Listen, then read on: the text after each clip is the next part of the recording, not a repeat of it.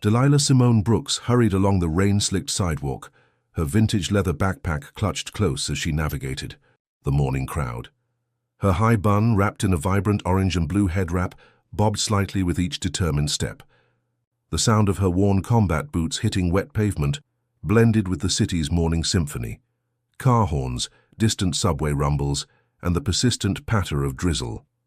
At 30, Delilah had mastered the art of moving through the city with grace, even on mornings like this when the weather seemed determined to slow everyone down. Her dark brown eyes, warm and observant, scanned the street ahead as she made her way to the subway station.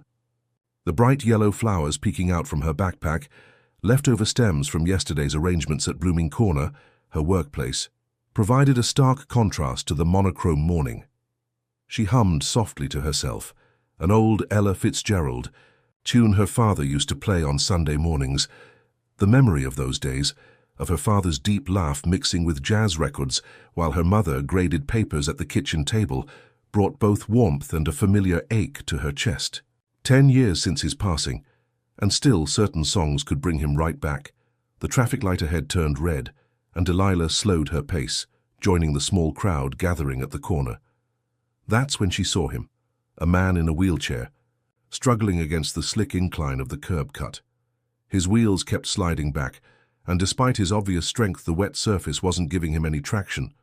What struck her most wasn't his difficulty, but the way other pedestrians simply flowed around him like water around a rock, eyes carefully averted, phones suddenly fascinating. Without hesitation, Delilah broke from the crowd. "Here," she said, moving behind the chair. "Let me help." Her voice carried the kind of warmth that made the offer sound less like charity and more like something as natural as sharing an umbrella in the rain. The man's head turned sharply, and Delilah found herself looking into startlingly green eyes. They were beautiful eyes, she noticed, but carrying something heavy. Pride, perhaps, or pain, or both. His appearance spoke of wealth and precision. Expensive grey linen shirt, tailored navy slacks, immaculate white leather sneakers that somehow remained pristine despite the weather. His light brown hair was perfectly styled, not a strand out of place despite the humidity. "I don't need," he began, his voice carrying the crisp enunciation of old money and private schools. "Course you don't," Delilah cut in smoothly, already positioning herself to brace the chair. "But I'm heading this way anyway, and my mama always said sharing the load makes the morning lighter." She flashed him a smile that had gotten her through countless New York standoffs. "I'm Delilah, by the way, and you are?" There was a moment of tension, his shoulders rigid beneath the fine fabric of his shirt. Then, almost imperceptibly, they lowered. "David," he said finally. "David Washington." "Well, David Washington, on 3. She adjusted her grip on his chair, noting the quality of the materials, the subtle customizations that spoke of both necessity and means. 1, 2, Together they managed the incline, and as they reached level ground, Delilah caught a glimpse of something else in those green eyes. Surprise, perhaps, at how smoothly they'd worked together, how she hadn't made a production of it. "Thank you," he said, and though the words were formal, there was a note in his voice that hadn't been there before. "You didn't have to." "No one has to do anything," Delilah replied, adjusting her backpack strap. "That's what makes the high choices we make matter." A yellow flower had fallen from her bag during their collaboration.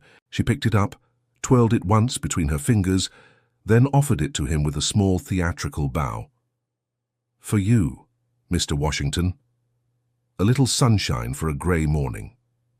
He took the flower automatically, those elegant fingers closing around the stem as if they weren't quite sure what to do with something so simple, so unplanned. "I thank you," he said again, but this time the words carried a different weight. The crosswalk signal changed, and the crowd began to move. "That's my cue," Delilah said, already stepping away. "Have a good day, David Washington." She merged back into the flow of pedestrians, resuming her humming, leaving him holding a yellow flower in the rain.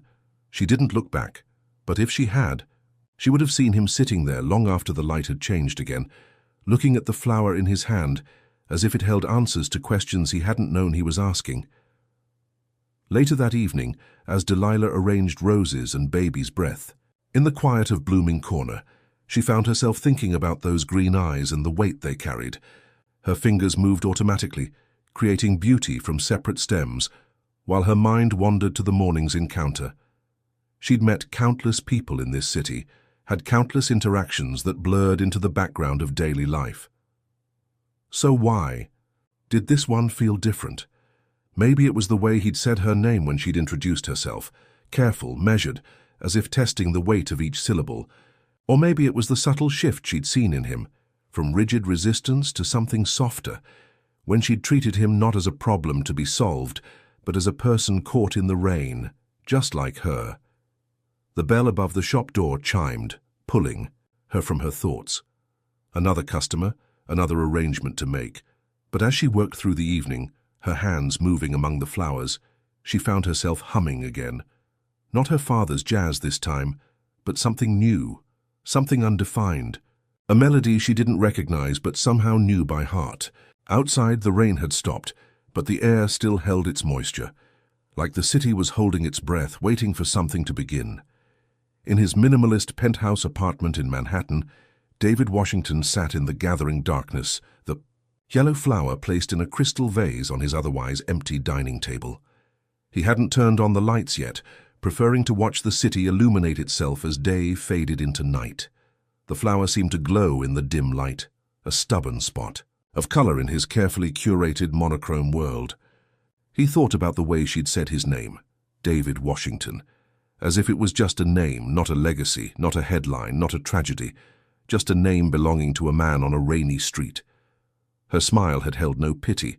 Her hands had been strong and when she'd walked away, she'd done so without looking back, without needing acknowledgement or gratitude. For the first time in 4 years, he felt something shift in his chest. Small, almost imperceptible, but real. Like a key turning in a lock he'd forgotten existed. Like the first note of a song he'd thought he'd never hear again. The city lights sparkled through his floor-to-ceiling windows, and somewhere in Brooklyn, a woman with kind eyes and a yellow flower in her bag was making her way home, humming a tune that would change both their lives forever. Neither of them knew it yet, but that grey morning was the beginning of their story. A story about how love doesn't always announce itself with grandeur, but sometimes arrives quietly, in the rain, with a helping hand and a fallen flower, choosing to stay long after the clouds have cleared. 3 days after their rainy morning encounter, David Washington found himself wheeling past Blooming Corner for the 3rd time that week. He told himself it was merely a detour in his routine, a simple variation in his usually strict schedule. The yellow flower still sat in its crystal vase at home, stubbornly bright against his apartment's minimalist decor, like a question he couldn't answer. Through the shop's wide windows, he caught glimpses of vibrant arrangements, splashes of color that seemed to dance in the morning light. And there she was, moving between the displays with an easy grace, her hands weaving stories with stems and petals. Today she wore a deep purple dress with geometric patterns, the fabric flowing around her curves as she worked. Her hair was styled in intricate braids, decorated with small golden beads that caught the light when she moved. David's hands tightened, on his wheels, his breath catching slightly as he watched her laugh at something a customer said. The sound carried through the partially open door, rich and genuine, like music. Inside, Delilah was explaining the meaning of different flowers to an elderly customer when she felt it, that peculiar awareness of being watched. She glanced up, catching a flash of familiar green eyes through the window before they disappeared. A smile tugged at her lips as she finished wrapping a bouquet of lilies. "Those eyes of his keep coming back," Mrs. Rosenberg, her regular customer of 15 years, commented with knowing wisdom. 3 days now I've seen him pass by. Delilah's hands stilled momentarily on the ribbon she was tying. "Some people just appreciate flowers, Mrs. R.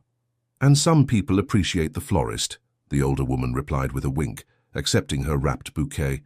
"You know, in all my years, I've never seen beauty fail to recognize beauty." After Mrs. Rosenberg left, Delilah found herself moving to the sidewalk display, ostensibly to adjust the arrangement of sunflowers. The morning air was crisp, carrying the first hints of autumn. She hummed softly, an old Al Green song this time, as she worked, her fingers dancing over petals and leaves. "You have a beautiful voice." The words came from behind her, that same cultured tone she remembered, but softer now, less guarded. Delilah turned, finding David Washington positioned near the display, his posture perfect but his eyes uncertain. "Thank you," she replied, noting how the morning light softened his features, made him look younger somehow.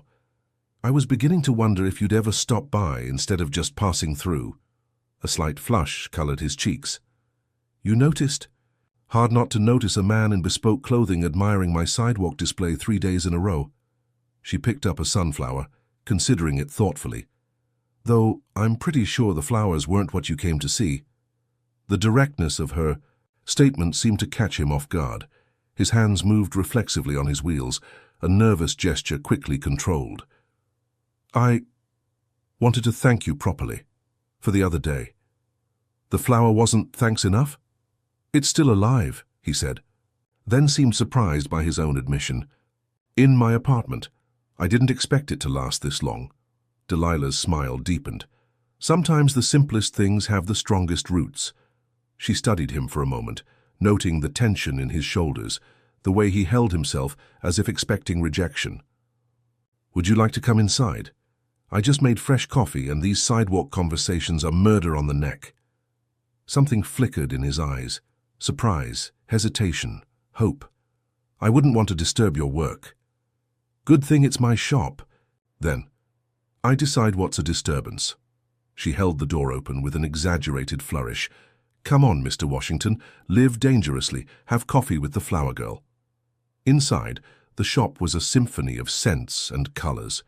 David wheeled carefully through the displays, taking in the artful arrangements, the way each bloom seemed placed with purpose and care. The space was smaller than the high-end florists he was used to, but there was something alive about it, something authentic that spoke of passion rather than mere commerce. Delilah moved behind a small counter, where a coffee maker sat next to a collection of mismatched mugs.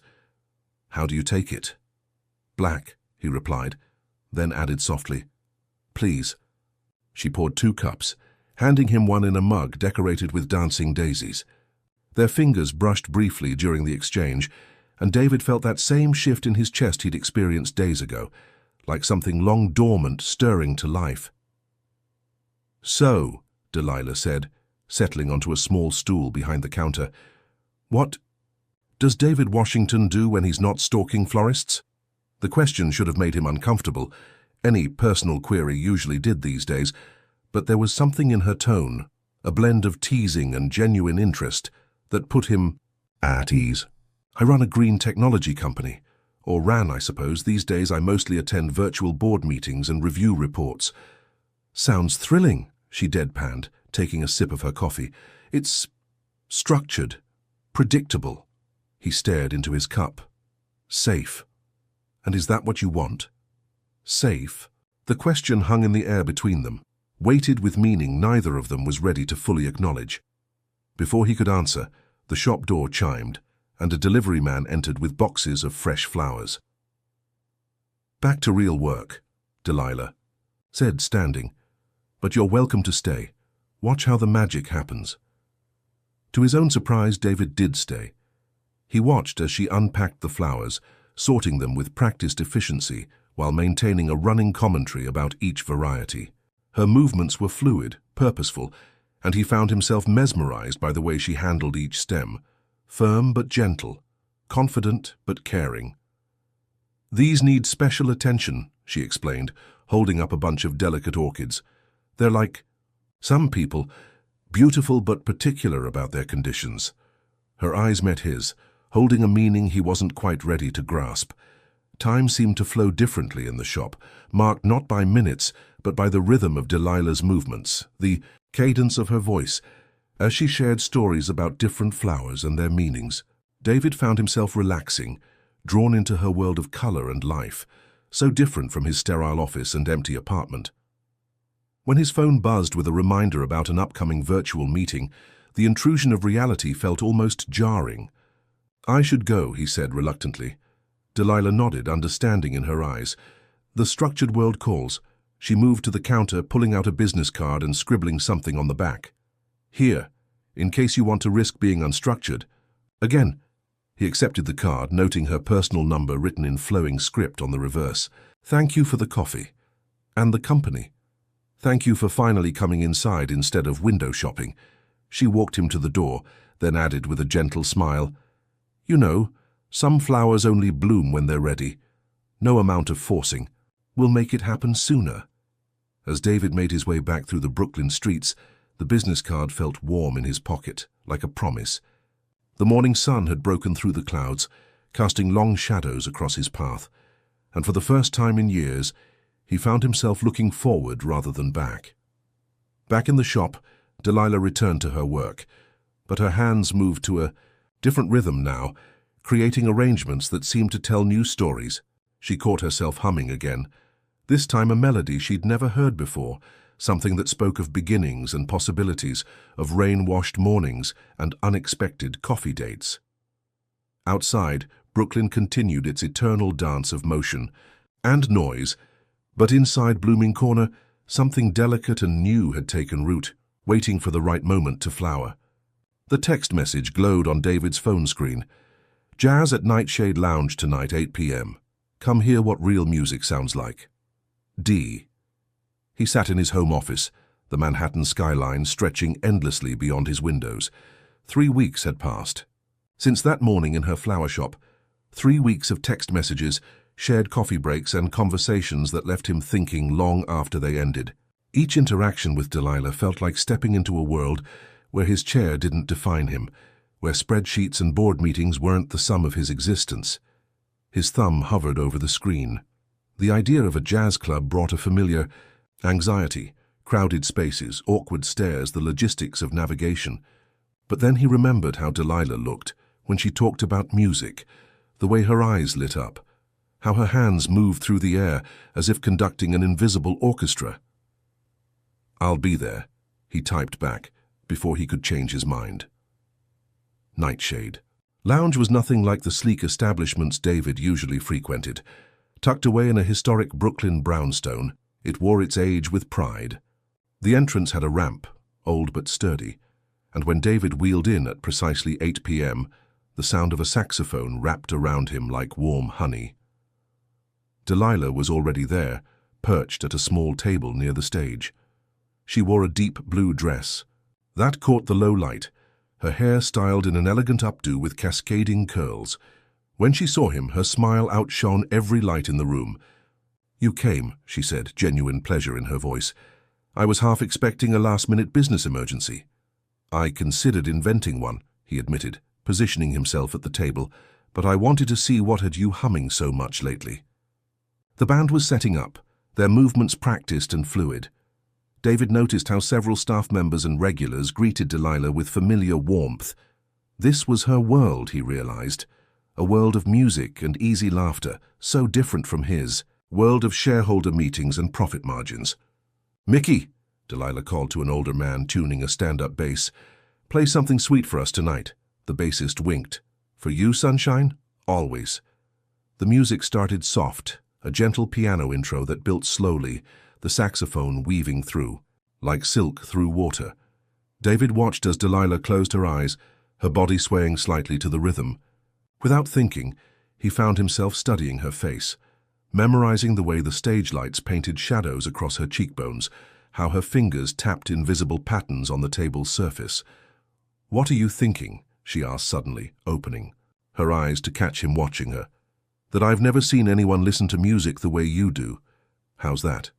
Like you're not just hearing it, like you're living it." Her smile turned thoughtful. "That's how my father taught me to listen. He said music isn't just sound, it's story, memory, hope. Everything that makes us human wrapped in melody." The saxophone took a solo, riding high above the rhythm section. In the dim light, David felt brave enough to ask, "Will you tell me about him?" Delilah's eyes softened. "He was a high school music teacher, played jazz on weekends in places like this.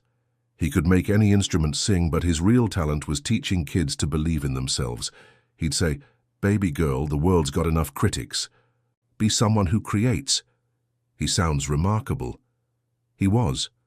She traced the rim of her water glass. When he got sick, he kept teaching from his hospital bed, said as long as there was breath in his body, there was music to share. David felt something tighten in his chest. How long ago? 10 years this December.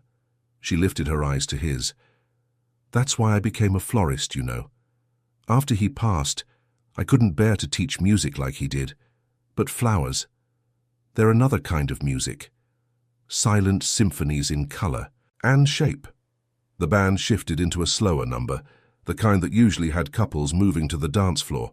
David gripped his armrests, an old reflex born of too many awkward social situations. But Delilah didn't move, didn't even glance at the dance floor. Instead, she leaned closer, her voice dropping to match the music's intimate tone. "Your turn," she said. "Tell me something real." He stared at his hands, perfectly manicured, resting, on perfectly polished wheels. "I used to run every morning, Central Park, rain or shine. It was my time to think, to plan, to dream. After the accident," he swallowed hard. "The doctors said I was lucky. Modern medicine, excellent care, partial mobility. But sometimes, luck feels like the cruelest word in the world," she finished softly. Their eyes met across the table, and in that moment David felt more seen than he had in 4 years of physical therapy and well-meaning support groups. Delilah didn't offer platitudes or pity. She simply reached across the table and took his hand, her fingers warm and strong against his. The touch sent electricity through his body, awakening nerve endings he'd thought long dormant. Her thumb traced small circles on his palm, and each movement felt like a question, an invitation, a possibility. "I don't know how to do this," he confessed, voice barely audible above the music. "Do what?" "Feel this much, want this much. It's terrifying." Delilah's grip tightened slightly. Good things usually are. The evening deepened around them, the music weaving their silence into something meaningful. When the band took a break, Mickey, the bassist, stopped by their table. "You gonna sing for us tonight, sunshine?" David watched as something flickered across Delilah's face, longing perhaps or memory. "Not tonight, Mickey, just listening." But after Mickey left, David caught her mouthing the words to the next song, her free hand conducting slightly in the air. He realized she hadn't let go of his hand and he hadn't wanted her to. "You should sing," he said, "if you want to." She shook her head. "Haven't sung in public since Dad died. It's complicated. Like running in the park." Their eyes met, again understanding flowing between them like the music that filled the air. "Yeah," she said softly, "like that." As the night drew to a close, they lingered at their table, neither wanting to break the spell that had woven around them. The last song faded into silence, and David felt the weight of everything unsaid pressing against his chest. Outside, the Brooklyn night was alive with possibility. Delilah insisted on walking him to his car service, their path lit by streetlights and stars. "Thank you," he said as they reached the vehicle, "for sharing your world with me." She smiled, reaching out to straighten his collar with familiar ease. "Thank you for being brave enough to enter it." Before he could respond, she leaned down and pressed a soft kiss to his cheek. Her lips were warm, and he caught the scent of her perfume, something floral and exotic, like her flower shop distilled into pure essence. "Good night, David Washington," she whispered, then turned and walked away, her blue dress catching the streetlight like captured starlight. As his car wound through the Brooklyn streets toward Manhattan, David touched his cheek where her lips had been. The saxophone's melody still echoed in his mind, but it was the rhythm of her heart beating against his hand that he couldn't forget. In her small apartment above a vintage bookstore, Delilah stood at her window, watching the city lights flicker like earthbound stars. For the first time in 10 years, she felt the urge to sing, not to forget, but to remember, to celebrate, to hope. Softly, so softly even she could barely hear it, she began to hum her father's favorite song. And somehow it didn't hurt anymore. Instead, it felt like a beginning.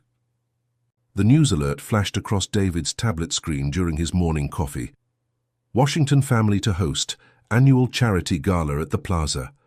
His mother's perfectly composed face smiled up at him from the society page photo, every silver hair in place, her couture dress immaculate.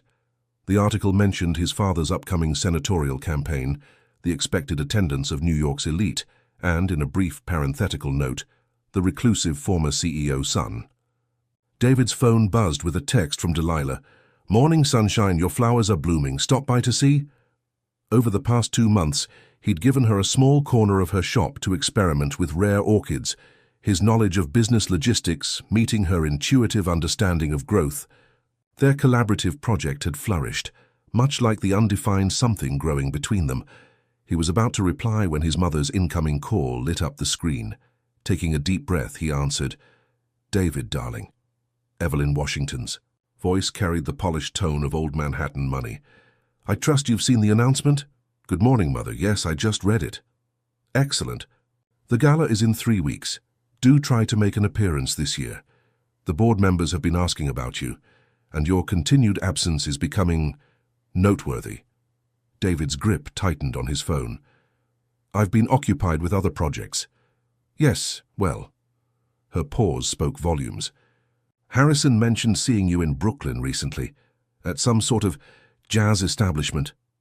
The temperature in his perfectly climate-controlled apartment seemed to drop.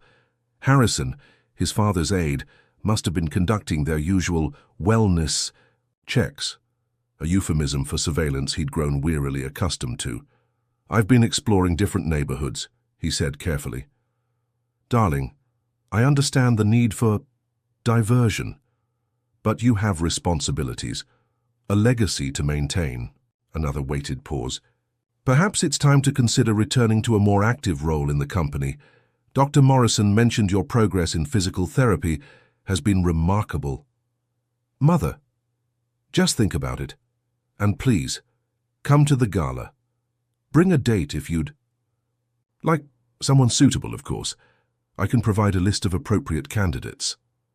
After ending the call, David sat in silence, staring at the city sprawled beyond his windows. The word suitable echoed in his mind, carrying generations of unspoken expectations. His phone buzzed again, another text from Delilah, this time a photo of their orchids, their petals catching the morning light. 20 minutes later, he wheeled into Blooming Corner. The bell chimed above him, and there was Delilah, dancing, between displays to the rhythm of an old soul song, playing softly through the shop's speakers. She wore a sunshine yellow dress today, patterned with geometric designs that seemed to move with her. "There's my favorite business partner," she called out, her smile brightening when she saw him. Then her expression shifted, reading something in his face. "What's wrong?"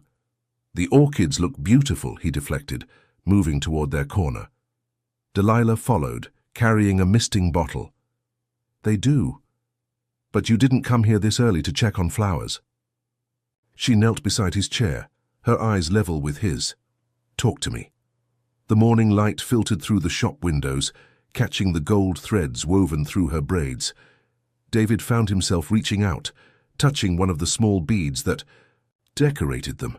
"There's a gala at the plaza, my family's annual celebration of their own importance." "Sounds fancy." "It's political theater. Everyone who matters in New York society performing their assigned roles." He let his hand drop. "My mother wants me to attend, to prove I'm still viable." Delilah's eyes narrowed slightly. "Viable? For what?"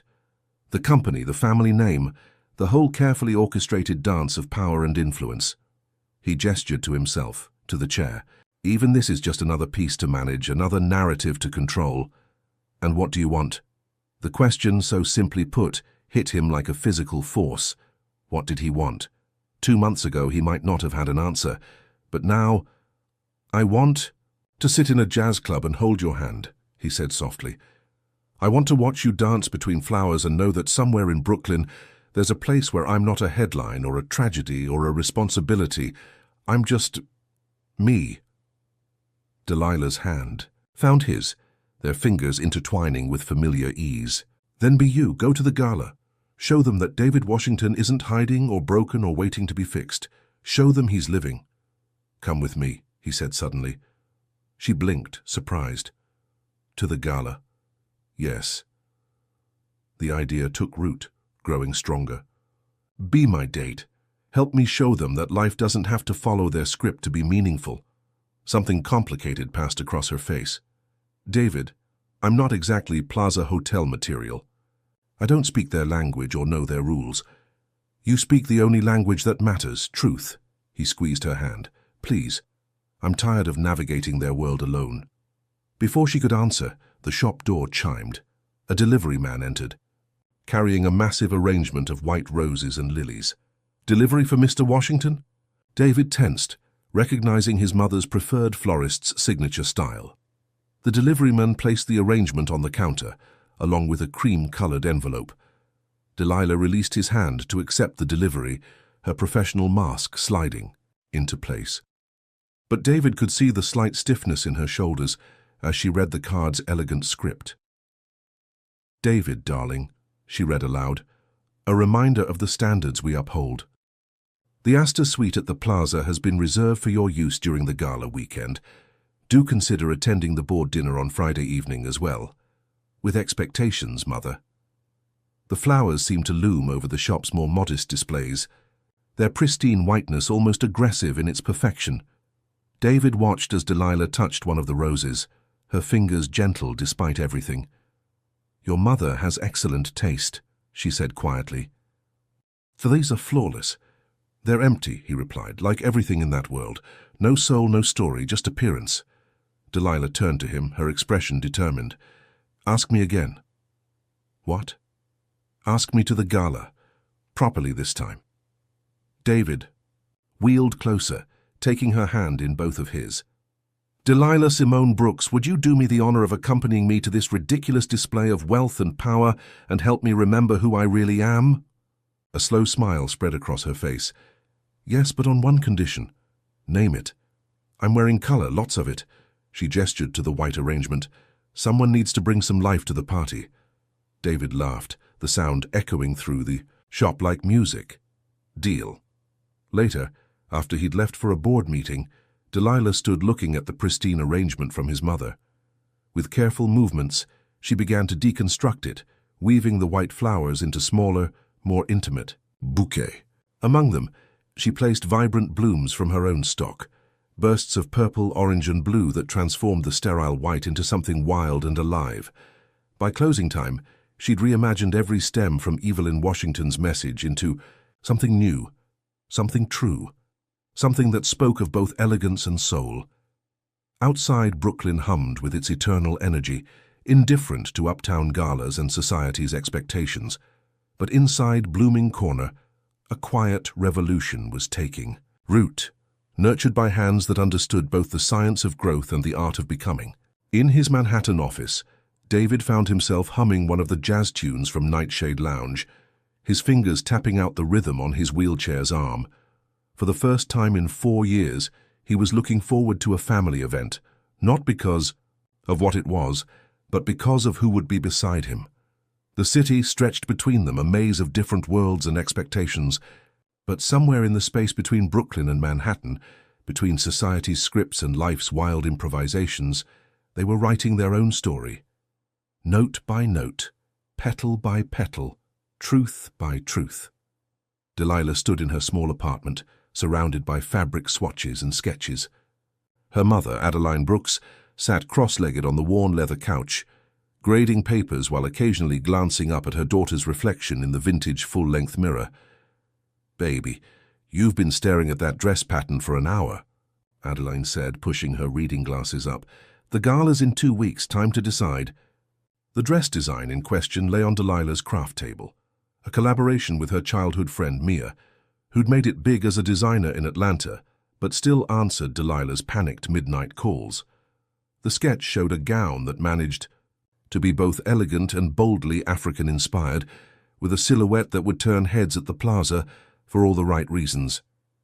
Maybe I should wear something more conventional, Delilah murmured, touching the fabric samples, rich purples and golds that shimmered like sunset. Adeline set down her red pen. Since when does my daughter do conventional?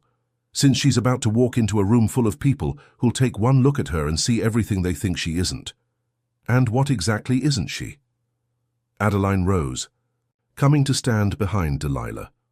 In the mirror, they were a study in beautiful contrasts. Adeline's silver-streaked locks and teacher's casual elegance next to Delilah's youth and vibrancy.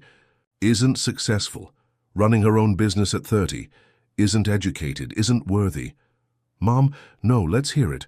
What story are you letting them write about you before you've even walked through the door? Before Delilah could answer, her phone buzzed with a text from David. Board meeting finally over. Can I see you? An hour later, she was letting him into the shop through the back entrance. After hours, Blooming Corner had a different energy, quieter, more intimate, the flowers creating shadows that danced in the security lights. David looked exhausted, his usual impeccable appearance slightly rumpled, but his eyes lit up when he saw her, the way they always did, like she was something remarkable. That bad? She asked, already moving to make coffee. 6 hours of strategic planning and passive-aggressive power plays. He wheeled to their usual spot near the orchids. My mother made sure to mention the gala at least 15 times. Delilah handed him his coffee in the dancing daisy mug that had become unofficially his. Having second thoughts about bringing the flower girl? Never. His response was immediate, firm. You're the only thing making it bearable. He paused, studying her face. Are you having second thoughts? Not about you. She settled onto her stool, cradling her own mug. About me. About whether I can walk into that world without compromising who I am. Who you are is exactly why I need you there. And who am I, David Washington? He set down his coffee, wheeling closer until their knees almost touched. You're the woman who sees beauty in broken things, who turned my mother's sterile arrangement into 20 different stories, who sings to flowers when you think no one's listening and dances between the aisles like every day is worth celebrating. Delilah felt her throat tighten. Your world is very far from dancing in flower shops. My world is wherever you are. The words came out raw, honest. These past months you've shown me that life isn't about fitting into spaces others design for us. It's about creating our own space, our own music. She reached out, touching his face gently. His light stubble was rough against her palm, a small imperfection that made him more real, more hers. When did you get so wise? I had a good teacher. He turned his face to kiss her palm. One who never lets me hide behind convenient excuses. The gesture, so intimate and unplanned, sent warmth spreading through her chest. They'd been dancing around this growing tension for weeks, every touch electric, every shared look heavy with unspoken possibilities. I'm having Mia make my dress, she said softly. It's not exactly Plaza Hotel standard. Tell me. She pulled out her phone, showing him the sketch. David's eyes widened as he took in the design, the bold colors, the sophisticated fusion. Of cultures, the way it would showcase every curve and angle of her body. You'll be the most beautiful woman there, he said, his voice rough. I'll be the most conspicuous. Good. His green eyes met hers with intensity. Let them see what I see. Let them witness what real beauty looks like. Not their manufactured perfection, but something true. Delilah set her phone down, suddenly very aware of how close they were, how the night pressed intimate and warm around them. And what do you see, David? He reached up, his fingers tracing the line of her jaw with exquisite gentleness. Everything. Everything I didn't know I was missing until that rainy morning when you refused to let me struggle alone. The air between them crackled with possibility. Delilah found herself leaning down, drawn by the gravity of the moment, of all their shared moments leading to this one. David's hand slid to the nape of her neck, and when their lips finally met, it felt like coming home. The kiss was soft at first, a question asked and answered. Then Delilah's hands found his shoulders, and David pulled her closer, and suddenly they were having an entire conversation without words. His lips were warm, tasting of coffee and desire, and when he deepened the kiss, she felt it in every nerve ending. When they finally parted, both slightly breathless, The shop seemed filled with new light, or maybe that was just the way they were looking at each other. "Well," Delilah said, her voice unsteady, "that's one way to end a business meeting." David laughed, the sound rich and real. "I've wanted to do that since you gave me that yellow flower." "Only then?" She raised an eyebrow. "I've wanted to since you first tried to refuse my help on that curb." He pulled her down for another kiss, shorter but no less potent. "We have a lot of catching up to do." Later that night, after David had left and the city had quieted, Delilah called Mia. "Make the dress," she said without preamble. "Exactly. Like we planned. Every bold color, every African detail, every statement we wanted to make." "You sure?" Mia asked. "You sounded pretty nervous about it yesterday." Delilah touched her lips, still feeling the echo of David's kiss. "I'm sure. It's time to be exactly who we are, without apology." After hanging up, she went to her window, looking out at the Brooklyn night. Somewhere across the bridge, David was probably in his sleek apartment, maybe touching his lips too, remembering. Their worlds were still separate in many ways, but tonight they'd built a bridge between them, not of compromise but of courage. In her small kitchen, Delilah's mother's words echoed, "What story are you letting them write about you?" Looking at her reflection in the window, Delilah smiled. It wasn't about their story anymore. It was about the one she and David were writing together, in their own language, with their own colors. She began to hum. Not her father's jazz this time, or even her usual soul tunes, but something new. Something that sounded like kisses in flower shops and the promise of revolutions dressed in purple and gold. The gala was 2 weeks away, and Delilah Simone Brooks was done trying to fit into someone else's narrative. It was time to write her own, in bold strokes and bright colors, with a man who looked at her like she was every story worth telling. The Plaza Hotel's restaurant glittered with old money refinement, crystal and silver catching the afternoon light. David sat across from his mother, watching her stir her tea with practiced precision. Everything about Evelyn Washington was calculated, from her perfectly coiffed silver hair to the way she timed her silences for maximum impact.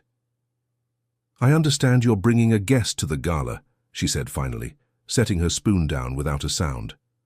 "Harrison mentioned she's in retail." David's jaw tightened. Delilah owns her own business. "A flower shop in Brooklyn." Evelyn's tone made it sound like a diagnosis. "How quaint, though I suppose it explains your recent interest in horticulture." "Mother." "Darling, I'm not criticizing. Everyone needs their hobbies." She reached across the table, patting his hand with maternal condescension. "But the gala isn't a casual affair. The governor will be there, the major donors, the board members. Your father's campaign has nothing to do with who I date." Evelyn's perfectly arranged features shifted slightly. "Everything we do has implications, David. You know this. After the accident, we worked so hard to maintain your position, your reputation, to show that nothing had really changed." "Everything changed." David's voice was quiet but firm.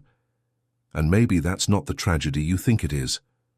His mother's eyes narrowed.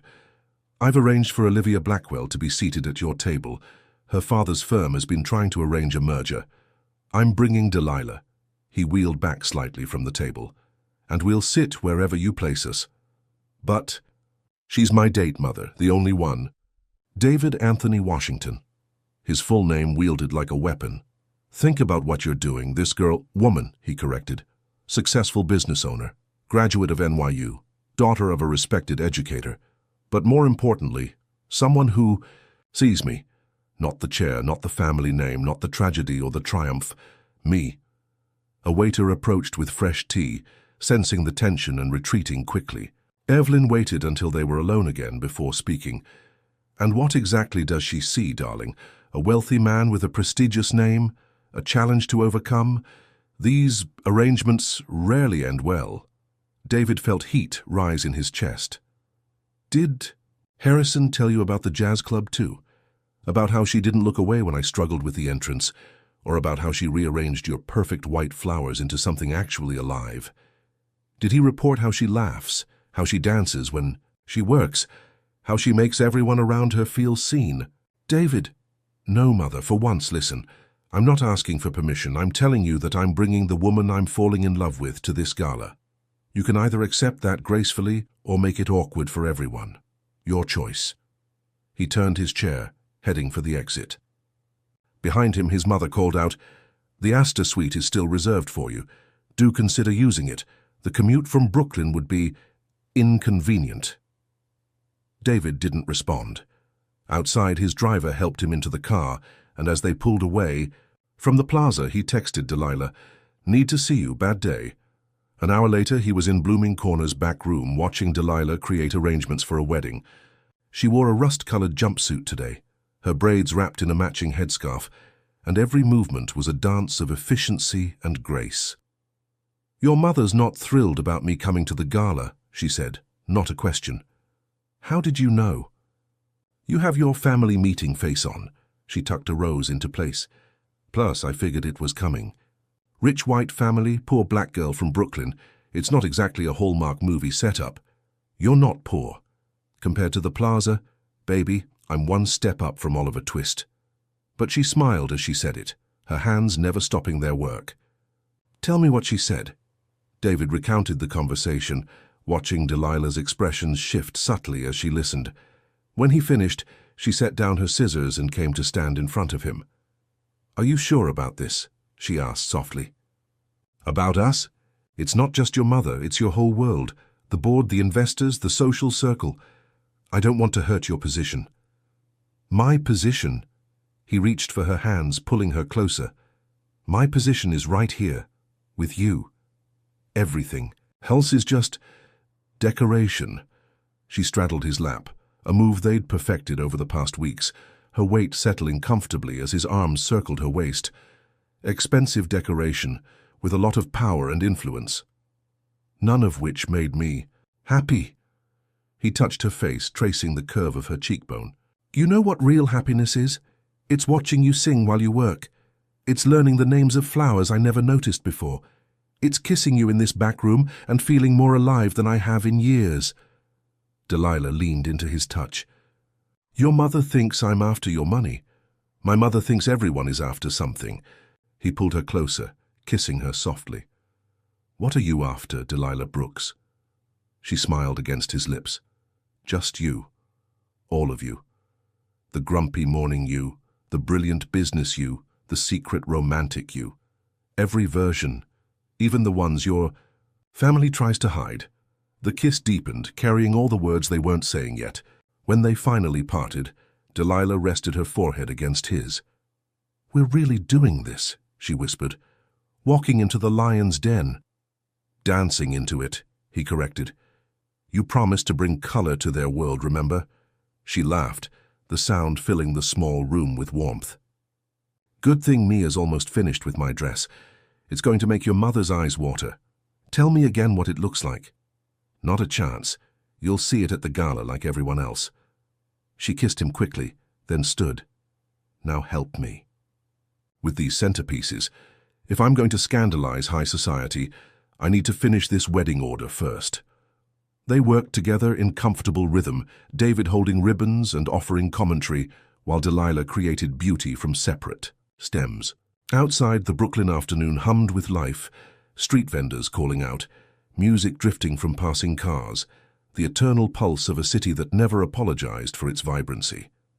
Later, as David's driver took him back to Manhattan, he found himself smiling at the ghost of Delilah's kiss still lingering on his lips. His phone buzzed with a message from his mother, another thinly veiled attempt at manipulation about seating arrangements and social obligations. He left it unanswered, choosing instead to scroll through photos of Delilah in his phone. Her laughing in the jazz club, dancing between flower displays, sleeping on his shoulder during their Central Park picnic. Each image a testament to something his mother couldn't understand. That sometimes the most valuable things in life came without price tags or pedigrees. The city lights began to flicker on, creating a galaxy of human ambition and dreams. Somewhere in Brooklyn, Delilah was probably still working, singing softly to her flowers, her hands creating beauty that would outlast any society event. In 1 week, they would walk into his mother's carefully curated world together. But right, Now, in the quiet of his car, David realized he was already home, not in any building or borough, but in the space Delilah had created for him, where wheelchairs and last names didn't matter, and love looked like purple flowers breaking through pristine white arrangements.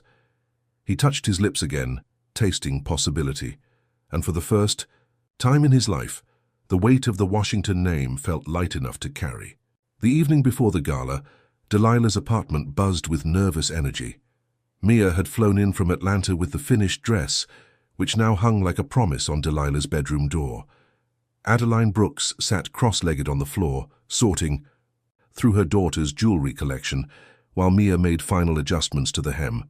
"Baby girl, wear these." Adeline held up a pair of gold earrings, their intricate design catching the light. "Your father gave them to me on our wedding day. Said they belonged to his grandmother, who wore them when she sang at the Cotton Club." Delilah touched the earrings gently. "Mom, I can't. They're your treasure. And you're mine." Adeline stood, pressing the earrings into her daughter's palm. "Tomorrow you walk into that hotel carrying generations of strong women with you. Let them feel that." Mia looked up from her work, pins held between her lips. "Speaking of walking, these heels I brought are going to make you 6 feet of pure revenge."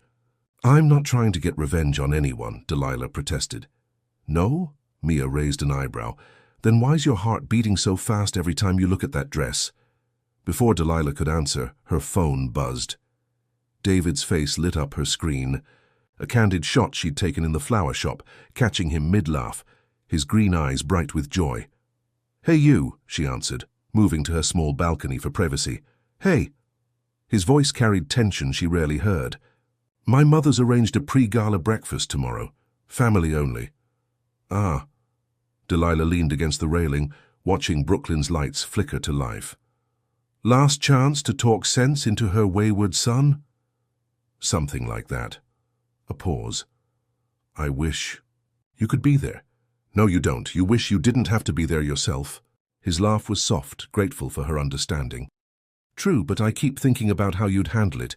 Probably charm everyone at the table within minutes. Or spill coffee on your mother's designer suit. That would also be entertaining." Another pause, heavier this time. "Are you ready for tomorrow night?" Delilah looked back through her balcony doors at the dress that represented so much more than fabric and thread.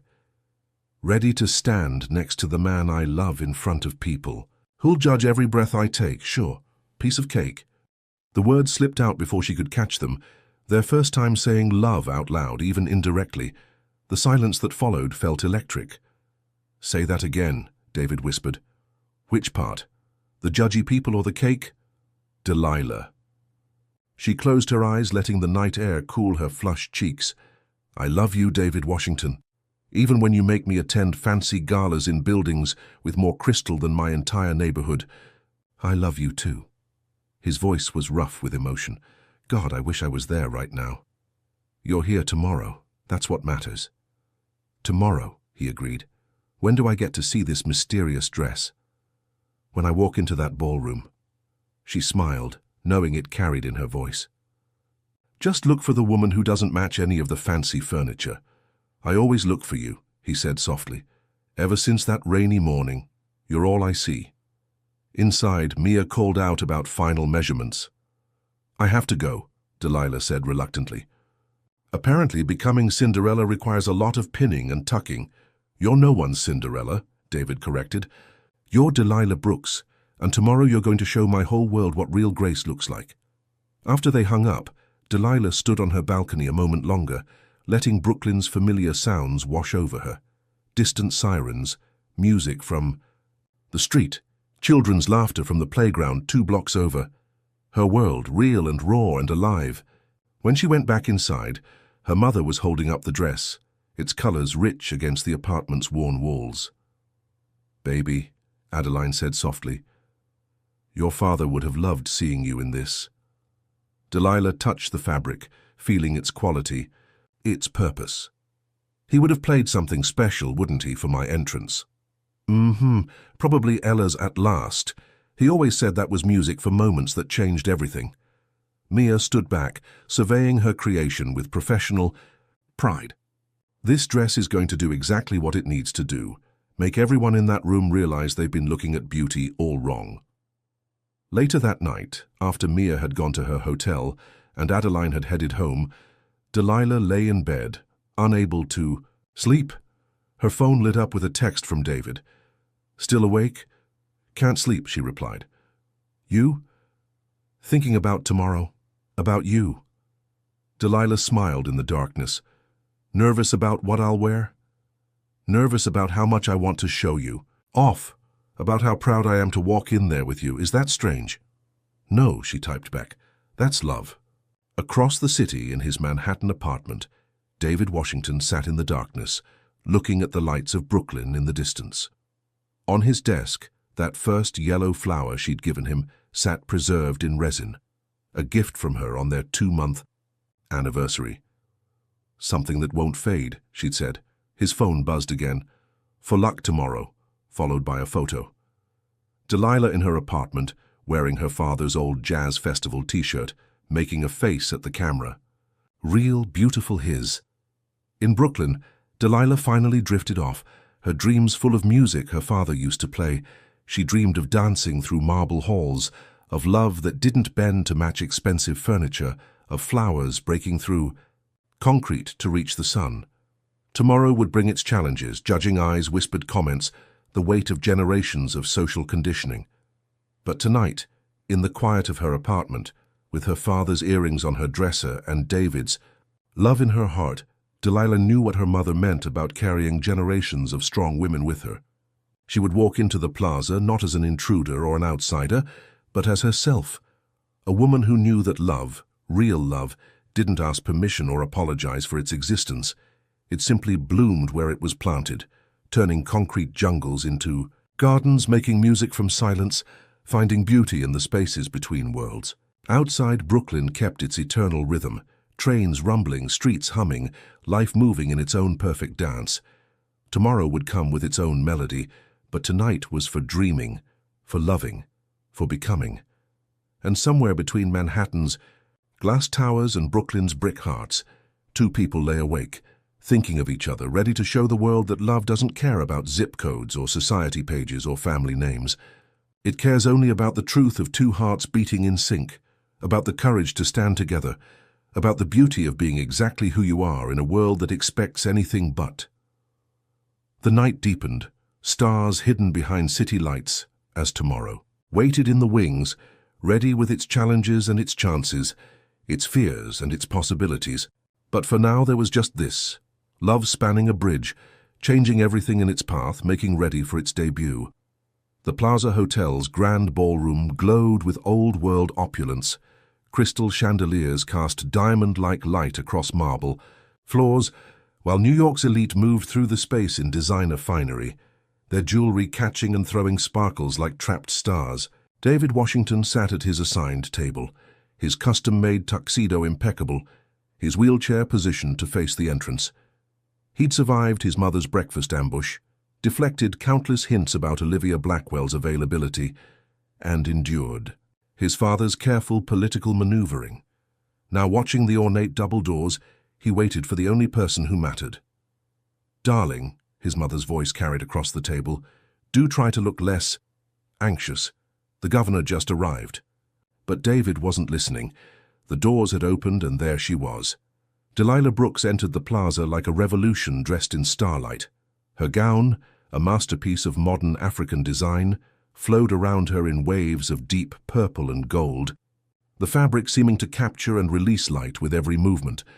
Traditional patterns had been reimagined in contemporary lines, creating a fusion of cultures that demanded attention. Her braids were swept up in an elaborate style, decorated with gold threads that matched the intricate earrings catching the chandelier light. But it was her face that stopped conversations mid-sentence, the quiet confidence in her smile, the warmth in her eyes as she spotted David. She moved through the crowd with grace that owed nothing to finishing schools, her presence transforming the stuffy ballroom into something alive with possibility. David felt his chest tighten with pride and love. Around him he heard the subtle shift in conversation, saw the double takes and whispers start, but none of it mattered because Delilah was walking toward him, and she was the most beautiful thing he'd ever seen. "Hi," she said softly, reaching. His table.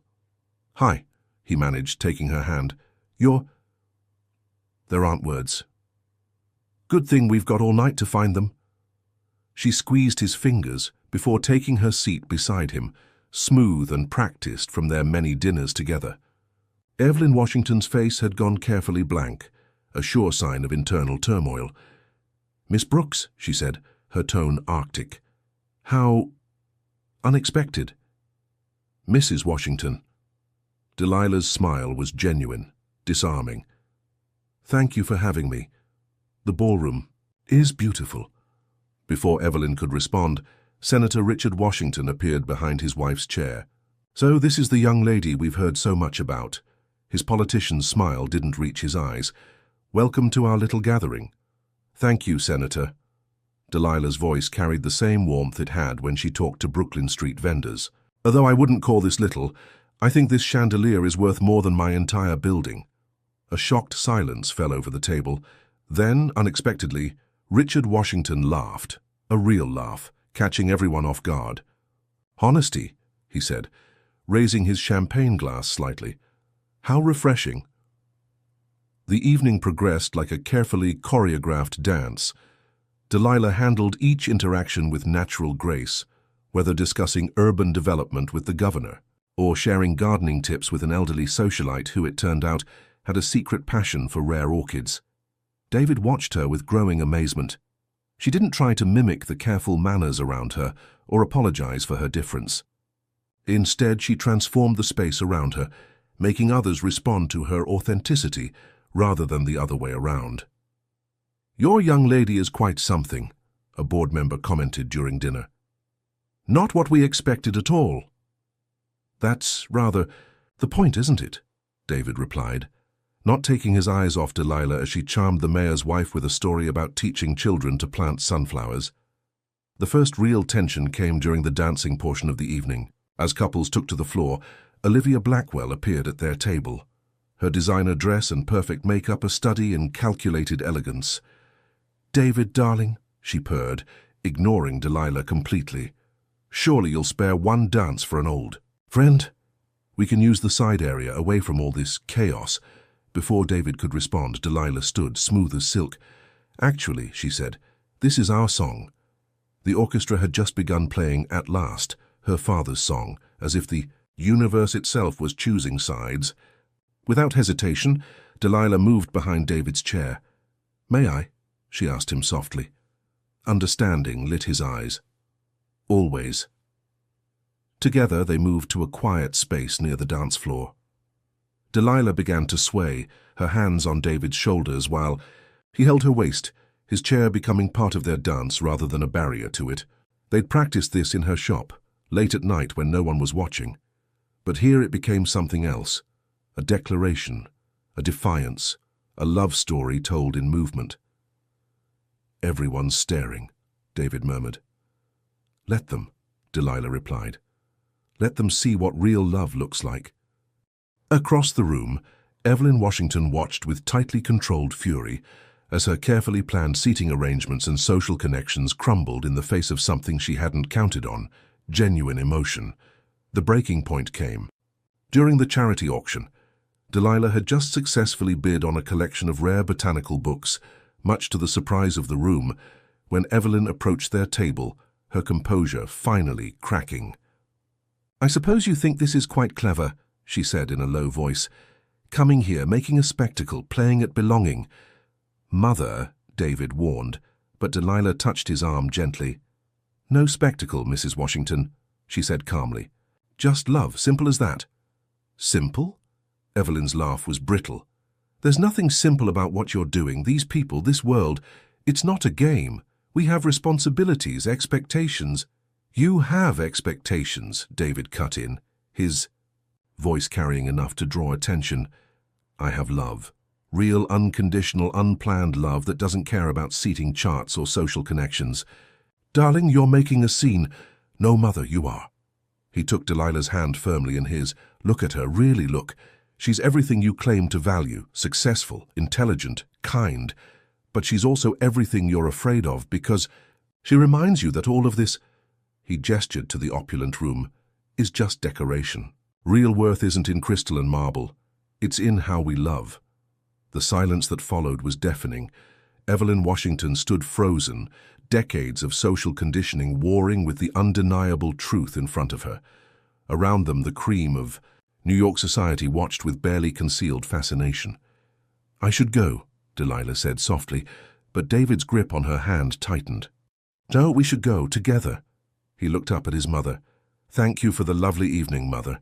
The next time you want to see us, you know where to find us. In Brooklyn, where love doesn't need engraved invitations." As they moved toward the exit, Delilah's dress catching light like captured flames, David heard his father's voice behind them. "Let them go, Evelyn. Some battles aren't worth the cost." Outside, the New York night wrapped around them like a familiar blanket. Delilah knelt beside David's chair, her beautiful dress pooling around her like spilled wine. "You okay?" she asked softly. He touched her face, tracing the curve of her cheek where a single tear had escaped. "I've never been better. You were magnificent in there." "We were magnificent," she corrected. "Together." Above them, the cities. Lights competed with hidden stars, and somewhere in the distance a street musician played jazz that floated up like a blessing. David pulled Delilah close, kissing her with all the words he couldn't say, feeling her smile against his lips. "Take me home," he whispered. "To your apartment. No, to Brooklyn, to your world, to reality." As they moved through the night, leaving the plaza's gilded cage behind, both felt the shift, not of worlds colliding, but of a new world being born, one where love wrote its own rules and beauty wore whatever colors it chose. Behind them, New York's elite continued their carefully choreographed dance.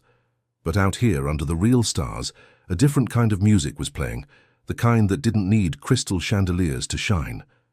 Dawn broke over Brooklyn like a watercolor painting, soft pinks and golds washing over brick and steel. In Delilah's apartment, morning light filtered through gauzy curtains, finding David asleep in his chair next to her bed, their hands still intertwined from talking late into the night. Delilah woke first, watching the play of light across his face. He looked younger in sleep, the careful control softened into something vulnerable and real.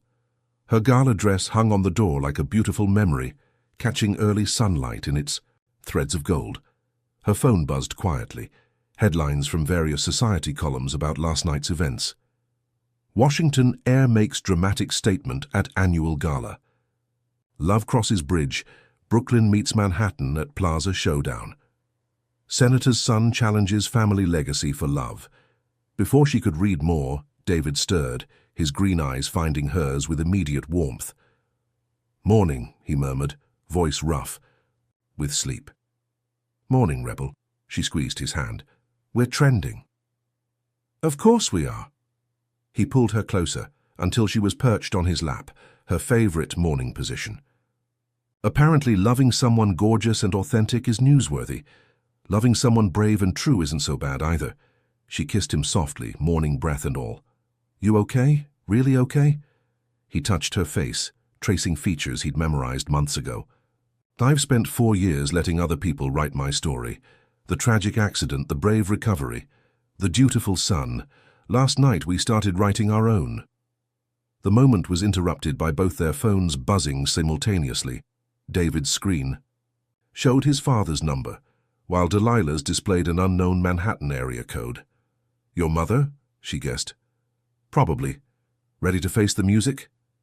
Delilah stood, moving to her small kitchen to start coffee. "Depends on what kind. I prefer jazz to funeral marches." But before either could answer their phones, a knock at the door froze them both. Through the worn wood came an unexpected voice. "David? Miss Brooks, please." Senator Richard Washington stood in Delilah's humble hallway, looking simultaneously out of place and somehow more human than he had at the gala. His expensive suit was slightly rumpled, suggesting a sleepless night. "May I come in?" Delilah glanced at David, who nodded slightly. "Of course, Senator. Coffee?" "Please." He entered cautiously, taking in the small but warmly decorated space. Walls covered in vintage jazz posters, fresh flowers everywhere, books stacked on every surface. His eyes lingered on a photo of Delilah with her father, both holding instruments and laughing. "Your father?" he asked softly. "Yes, he was a music teacher." "Was?" "Cancer. 10 years ago." Something shifted in Richard Washington's face. Recognition. Perhaps of a loss that couldn't be measured in stock portfolios or political capital. "David's mother lost her father young too," he said, accepting a coffee mug decorated with dancing musical notes. "She never really recovered, started believing that perfect control could prevent any future pain." David wheeled closer to Delilah, who'd perched on her worn leather couch. "Why are you here, Dad?" "Because last night I saw something I haven't seen in 4 years. My son truly alive." He sipped the coffee, genuine appreciation crossing his features. "This is excellent." "Brooklyn roast," Delilah said. "We do have some culture here." Richard actually smiled. "So, I'm learning." He set the mug down carefully. "Your mother is processing, but I wanted you both to know, whatever happens with her, you have my support." The silence that followed was heavy with unspoken questions. Finally, David asked, "Why?" "Because I watched you last night. Not just during the confrontation, but all evening.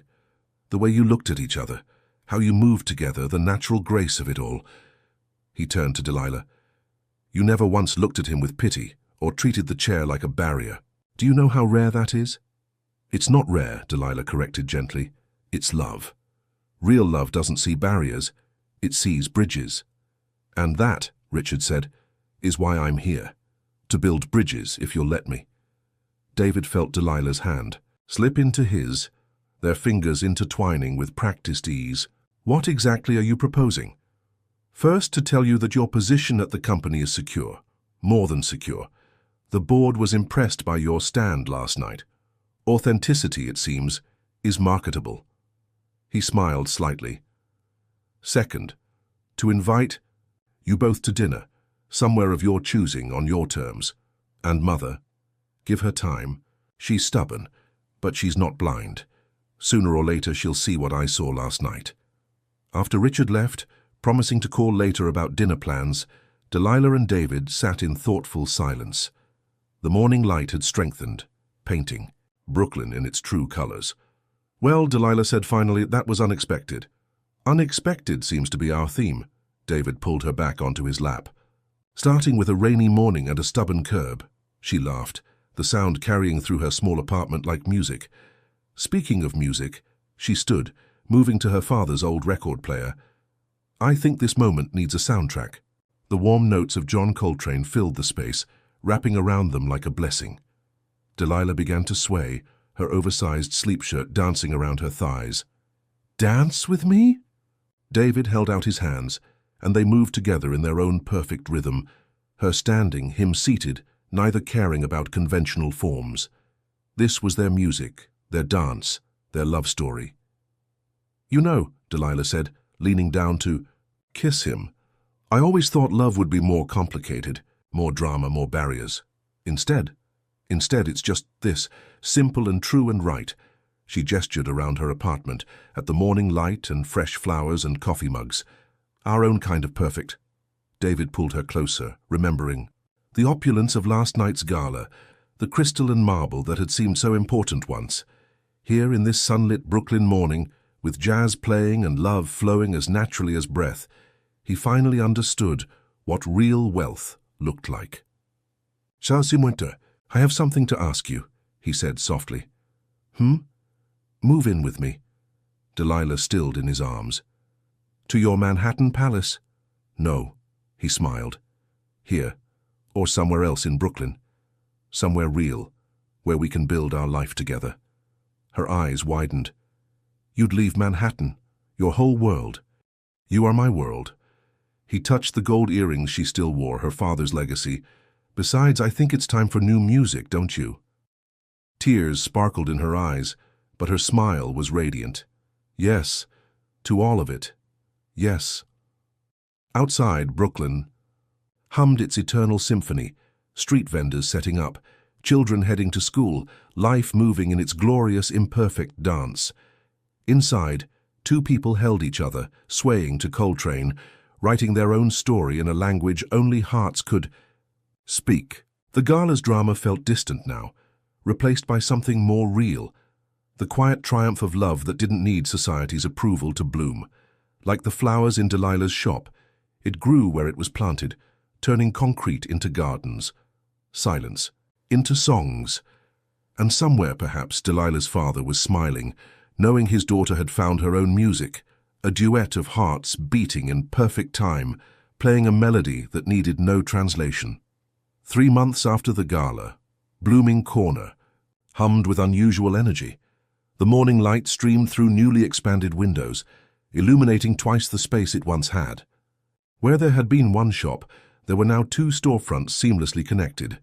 The original flower shop and its new sister business, the Garden Room, an intimate venue for jazz performances and poetry readings. Delilah stood in the center of the renovation, surrounded by fresh paint smell and possibility. The contractor had just finished installing the small stage, its warm wooden surface already seeming to vibrate with future music. David wheeled up beside her, his hand finding hers with practiced ease. "Second thoughts?" he asked softly. She squeezed his fingers. "About combining my father's music with my flowers? Never. About singing tonight? Maybe a few hundred." It was opening night for the Garden Room, and Delilah had finally agreed to perform, her first public performance since her father's death. The intimate space was already set up, small tables adorned with her signature arrangements, soft lighting, designed to make everyone look like their best selves, and a vintage microphone standing center stage, like a question waiting to be answered. "Your father would be proud," David said, pulling her onto his lap. "Not just of the space, but of you, of us." She touched his face, noting how Brooklyn life had softened his once rigid features. They'd found an apartment just 2 blocks away, a beautiful brownstone with a garden apartment that they'd modified for accessibility. David still maintained his Manhattan office, but his life, their life, had found its center here. "I love you," she said simply, because sometimes the oldest words were still the truest. The door chimed, and Adeline Brooks entered, carrying a garment bag. "Save the romance for after we get you ready, baby girl. You've got a show to put on." Behind her came Mia, armed with her styling kit, and to everyone's surprise, Evelyn Washington, looking both out of place and determined in her designer suit. "Mother," David's surprise was evident. "I didn't think you'd come until later." "Yes, well," Evelyn clutched her handbag like a shield. "I thought I might be useful during preparations." She turned to Delilah, extending a small velvet box. "This belonged to my mother. She wore it the first time she sang in public, too." Inside the box lay a delicate gold bracelet, vintage Art Deco design catching the light. Delilah looked up, meeting her future mother-in-law's eyes. "I did some research," Evelyn said softly. "Your father, his impact on music education in Brooklyn was remarkable. The scholarship program he started, I made some calls. The foundation would like to help expand it." Tears pricked Delilah's eyes. "You did that?" "Consider it a beginning." Evelyn's smile was small but real. "After all, music brought my son back to life. It seems only right to pass that gift forward." As the women began preparations for the evening, David watched from his corner, marveling at how love could transform, not just 2 people but entire worlds. His phone buzzed with a message from his father. "Car service arranged for your mother. Don't worry, I'll keep her relaxed. Break a leg, both of you. Proud of you, son." The evening arrived like a held breath, finally released. The Garden Room. Filled with an eclectic mix of people, Brooklyn natives and Manhattan socialites, local musicians and corporate executives, all drawn together by the promise of something authentic. Richard and Evelyn Washington sat at a front table beside Adeline Brooks, the 3 parents creating their own kind of harmony. The mayor's wife, who'd become a regular at Blooming Corner since the gala, chatted with Mickey from the jazz club about the acoustics of the new space. At exactly 8 o'clock, David wheeled onto the small stage, The room quieted, attention drawn to this man who had crossed bridges both literal and metaphorical to find his truth. "Thank you all for coming tonight," he began. "Most of you know our story, how a rainy morning and a stubborn curb led to the greatest love I've ever known. Tonight, that love takes a new form, as Blooming Corner expands to include the garden room, where music and flowers can grow together, just like the hearts that dreamed it." He paused, his eyes finding Delilah waiting in the wings. She wore a dress that echoed her gala gown's boldness, while remaining uniquely suited to this intimate space, deep blues and purples that seemed to hold music in their folds. Her father's earrings caught the light, while Evelyn's bracelet graced her wrist like a promise kept. "Ladies and gentlemen," David's voice carried pride and love in equal measure, "please welcome the woman who taught me that real music isn't just about notes and true beauty isn't just about appearances. My heart, my home, my Delilah Brooks." The applause was warm as Delilah took the stage. Her hands trembled slightly as she touched the microphone, but when her eyes met David's, everything else faded away. The band, including Mickey on bass, began the opening notes of "At Last," her father's song, now hers and David's too. When she began to sing, it was like the room itself held its breath. Her voice, rich with soul and story, filled every corner of the space she and David had built together. In the audience, Evelyn Washington reached for her husband's hand, while Adeline Brooks wiped tears that held both grief and joy. David watched from the side of the stage, remembering every moment that had led here. The rainy morning, the coffee shop conversations, the gala confrontation, the quiet Brooklyn mornings. Each piece of their story had built this melody, this harmony of two lives becoming one. As the song ended, Delilah's voice carrying the final note like a prayer, the applause was thunderous. But she didn't acknowledge it immediately. Instead, she turned to David, extending her hand. "Dance with me." Without hesitation, he moved to her, and they began their familiar dance, her standing, him seated, neither caring about conventional forms.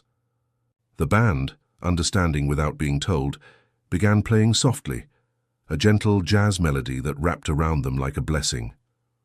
"Look," Delilah whispered, nodding toward their audience. Other couples had joined them, Richard leading Evelyn, in a traditional waltz, Adeline swaying with Mickey, Manhattan socialites and Brooklyn artists moving together without regard for borough boundaries or social expectations. In the warm light of the garden room, surrounded by flowers and music, all the artificial barriers had dissolved. "We did it," David said softly, pulling Delilah closer. "We really did it." "Did what? Open a jazz club? Scandalize high society? Make your mother sponsor music education? Created our own world." He touched her face, memorizing this moment. "Right here, where Brooklyn meets Manhattan, where flowers meet music, where love meets life." Delilah leaned down to kiss him, not caring about their audience. When they parted, she rested her forehead against his. "Ready for the next adventure?" "With you, always." The music played on, weaving through the room like golden thread through fabric. Outside, Brooklyn continued its eternal dance. Trains, rumbling, streets humming, life moving in its perfect imperfection.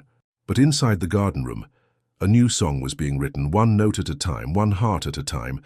In the corner, a yellow flower, identical to the one from that first rainy morning, sat in a crystal vase, a bridge between worlds, a reminder that love blooms where it chooses, growing through concrete and marble alike, turning every space it touches into a garden where music plays eternal. And if you listened closely, really closely, you could hear it, the sound of life returning, of hearts beating in sync, of love that didn't need permission to bloom. It sounded like jazz in a flower shop, like laughter across borough lines, like the quiet triumph of souls finding their own perfect harmony. It sounded like home. 1 year later, the autumn breeze carried the scent of chrysanthemums through the garden room's open windows. Sunday afternoon sunlight painted patterns across the wooden floor where David Washington practiced his newest physical therapy exercise. Standing transfers from his chair, his movements stronger and more confident than ever before. Delilah watched from behind the small stage where she was arranging flowers for tonight's special event. Her wedding ring caught the light as she worked, its simple gold band holding an inscription inside. Music blooms where love grows. You're staring, David called out, a smile in his voice. Can't help it. My husband's kind of handsome when he's focused. The word husband still felt new on her tongue, though they'd been married for 3 months. Their wedding had been a perfect blend of their worlds, held right here in the garden room, with flowers climbing every wall and jazz flowing like wine. Evelyn Washington had surprised everyone by singing a duet with Delilah, their voices finding unexpected harmony on What a Wonderful World. The garden room had flourished beyond their dreams, becoming a cultural bridge between Brooklyn and Manhattan. 3 nights a week, it hosted jazz performances and poetry readings. Young musicians from local schools performed there as part of the expanded scholarship program that now bore both their fathers' names. The other nights, it served as an intimate event space where flowers and music created magic for special occasions. "Almost ready?" David asked, successfully completing another transfer. Almost just finishing the centerpiece for Mom's retirement party. Adeline Brooks was celebrating 30 years of teaching by passing the torch. She'd been appointed director of the Washington Brooks Music Education Initiative, combining her experience with the Foundation's resources to bring music education to underserved schools across New York. "Hard to believe it's been a year," David said, wheeling over to help with the flowers, a skill he'd developed with surprising enthusiasm. "Sometimes I still expect to wake up in that sterile Manhattan apartment, counting meetings instead of blessings." Delilah set down her shears, moving to sit on his lap, still her favorite place in the world. "Having regrets about leaving the corporate palace?" "Only that I didn't do it sooner." He touched her face, his fingers gentle against her skin. Though maybe the timing was perfect, had to wait for that rainy morning after all. The door chimed, and Mickey walked in with his bass, early for tonight's performance. Behind him came Evelyn Washington, carrying a large envelope. "The Foundation paperwork is finalized," she announced without preamble, but her smile was warm. "The garden room is now officially a cultural landmark with protected status." She paused, taking in the space that had changed all their lives. "You've created something remarkable here, both of you." "We had help," Delilah said, remembering all the hands and hearts that had contributed to their dream. "A lot of help." "Speaking of help," David added, "how's Dad enjoying his new role?" Richard Washington had shocked the political world by declining to run for another Senate term, choosing instead to focus on arts education advocacy. He claimed it was just time for a change, but those who knew him saw how his son's journey had shifted his priorities. "He's annoyingly happy," Evelyn admitted. "Keeps talking about legacy meaning more than legislation." She straightened a flower in a nearby vase with newfound expertise. He might be right. Later that night, after Adeline's retirement celebration had wound down, Delilah and David stood and sat in their rooftop garden. The Brooklyn sky stretched above them, stars competing with city lights, while below, the streets hummed their eternal lullaby. "I have news," Delilah said softly, her hand finding his in the darkness. "Good news?" "The best." She guided his hand to her stomach, still flat, but holding their future. "Turns out love grows in all sorts of ways." David's breath caught, his fingers spreading across her abdomen. "Really? Really. Doctor confirmed it yesterday, due in spring when the tulips bloom." He pulled her down into his lap, kissing her with all the joy and fear and wonder of impending parenthood. When they parted, both had tears in their eyes.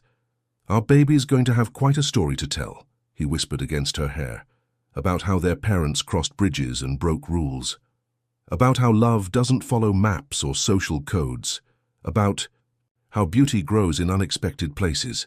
He touched her wedding ring. About how sometimes the best music comes from 2 completely different songs finding harmony. Below them, the garden room's lights still glowed, Mickey's bass line floating up like a lullaby. Their home, their business, their love story, all had grown from a single moment of kindness on a rainy morning. Now they were growing again, adding new notes to their melody. "Sing to me," David murmured, and Delilah began to hum their song, at last flowing into something new, something that spoke of future lullabies and tiny hands and love that kept blooming in endless ways.